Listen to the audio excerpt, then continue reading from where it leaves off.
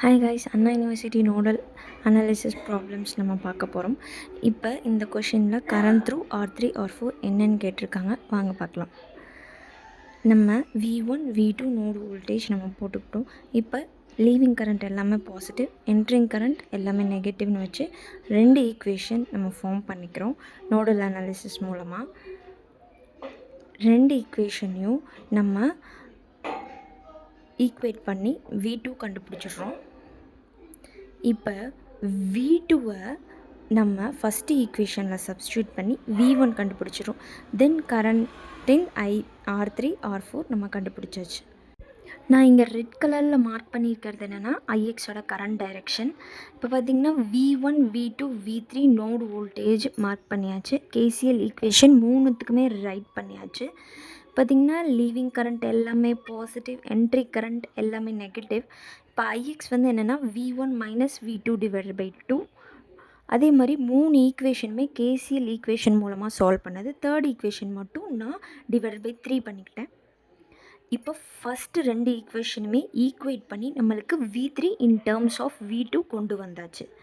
இப்போ அதே மாதிரியே செகண்ட் ஈக்குவேஷனையும் தேர்ட் ஈக்குவேஷனையும் ஈக்குவேட் பண்ணி V1 in terms of V2 கொண்டு வந்தாச்சு.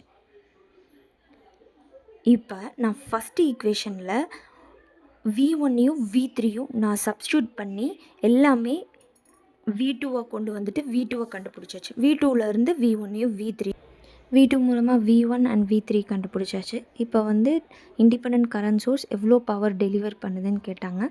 ஸோ பவரும் 14.4 வாட்ஸ் கண்டுபிடிச்சாச்சு.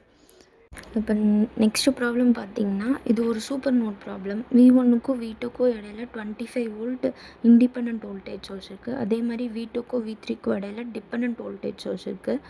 நம்ம இந்த 3 நோடு வோல்டேஜஸையும் சூப்பர் நோடு வோல்டேஜாக நம்ம கன்சிடர் பண்ண போகிறோம். ஸோ நம்ம அட் எ டைமில் 3 நோடு வோல்டேஜுக்குமே KCL ஈக்குவேஷன் நம்ம ரைட் பண்ணலாம். ஏன் கேட்டிங்கன்னா voltage source is independent of current source. நம்ம என்ன கரண்ட் ஆக்சுவலாக ஃப்ளோ ஆகுது அப்படின்னு சொல்லிட்டு நம்மளால் கண்டுபிடிக்க முடியாது. ஏன்னா ஒரு சில சமயம் 2 ஆம்ஸ் ஃப்ளோ ஆகும், 3 ஆம்ஸ் ஃப்ளோ ஆகும். அதனால் we can't able to determine what actual current is flowing through on. So எல்லா நோடு வோல்டேஜுக்கும் சேர்த்து ஒரு KCL ஈக்குவேஷன் ஃபார்ம் பண்ணி அதுக்கு ஈக்குவேஷன் 1ன்னு சொல்லி மென்ஷன் பண்ணியிருக்கேன். 6 ஓம் ரெசிஸ்டர் ஏன் எடுத்துக்கல அப்படின்னு நீங்கள் கேட்கலாம். ஏன்னா நம்ம KCL ஈக்குவேஷனில் ரைட் பண்ணாலும் அது கேன்சல் ஆயிரும். V1க்கும் V2க்கும் இடையில 25 வோல்ட் இருக்குது பார்த்தீங்களா, அதை KVL ஈக்குவேஷனாக எழுதிக்கலாம். V2க்கும் V3க்கும் இடையில 5 இருக்குது, அதையும் KVL ஈக்குவேஷனாக எழுதிக்கோங்க. ஸோ இப்போ 2 KVL ஈக்குவேஷன் ஒரு KCL ஈக்குவேஷன் நம்மள்கிட்ட இருக்கும். V2 minus V3 is equal to minus 5 V1 divided by 2 mention பண்ணியிருக்கேன். V1 divided by 2 வந்து ஒன்றும் இல்லை, அது I தான். I is equal to V1 divided by 2.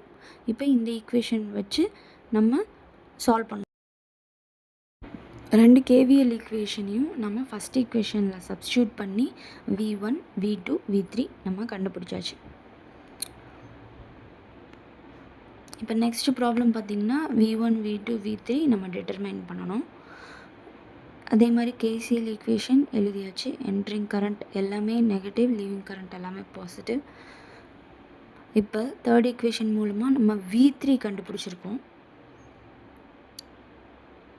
இப்போ நம்ம கண்டுபிடிச்ச V3யை நம்ம செகண்ட் ஈக்குவேஷனில் சப்ஸ்டியூட் பண்ண போகிறோம். சப்ஸ்டியூட் பண்ணால் நம்மளுக்கு V2 கிடைக்கும். இப்போ V2வும் V3யும் கிடைச்சதுன்னா V1 V2 V3 கண்டுபிடிச்சிடலாம். இப்போ 10 ஓம் ரெசிஸ்டருக்கு எவ்வளோ பவர் டிசிபேட் ஆகுதுன்னு கேட்டிருக்காங்க. V இன்ட்டு ஐன்னு போட்டு அதுக்கான V2 ஸ்கொயர் டிவைட் பை Rன்னு போட்டு நம்ம பவரையும் நம்ம கண்டுபிடிச்சிடுறோம். 58.03 வாட்ஸ். இந்த வீடியோ பிடிச்சிருந்துன்னா லைக் பண்ணுங்கள், ஷேர் பண்ணுங்கள், சப்ஸ்கிரைப்